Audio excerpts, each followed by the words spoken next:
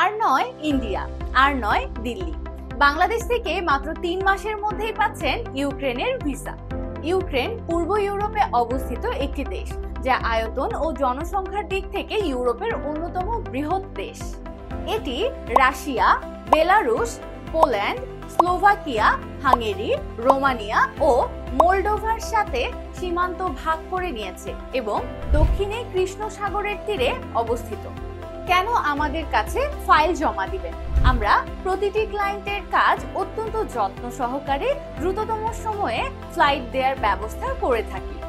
বৈধভাবে ইউরোপের সেনজেন কান্ট্রিতে যাওয়ার জন্য সবচেয়ে সহজ রুট হচ্ছে ইউক্রেন এবং বেতন 600 থেকে 800 ইউরো।